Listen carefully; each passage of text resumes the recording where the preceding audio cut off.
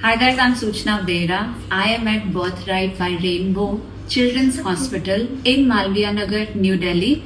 I have a renowned Dr. Juhi Jain, who is the director of Gynecologist and Ops Department.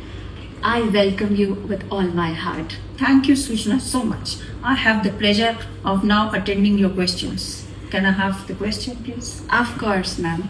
What are the possible complications during pregnancy? We all know as a woman, but you have to harp upon few things which are myths and which I will continue talking while you say these causes. If I have to enlist the complications of pregnancy, they are n number. I cannot finish the list. The first and the commonest will be early age pregnancy, late age pregnancy, high blood pressure, diabetes, low weight, malnourishment, anemia, and I don't know how many. Gestational diabetes, patients can now have hypothyroid, hyperthyroid, and many more medical complications like immunological and something like arthritis. So many disorders I cannot name, but the common ones would remain anemia, low hemoglobin, high blood pressure, and high sugar. These three I would name the most common and the most important, which we should be dealing. Sure.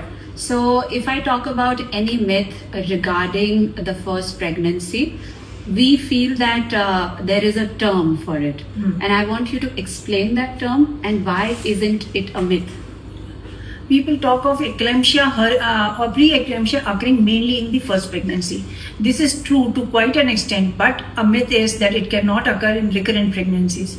When the blood pressure is high in any pregnancy, it is called as pre-eclampsia. Although it is common in primigravida or rather the first pregnancy, Sure. It can occur in the subsequent pregnancies, especially if the patient is overweight, the chances of diabetes is there, or she has had recurrent abortions or stillbirth, or she's overweight. These are the causes which are responsible for increasing blood pressure, and we have to actually make an early diagnosis, coach the patient so she can control her blood pressure throughout and prevent her lifelong complications like cardiovascular diseases, high blood pressure, or diabetes. Doctor, good insights till now. So the related question to your myth and my myth is got clear.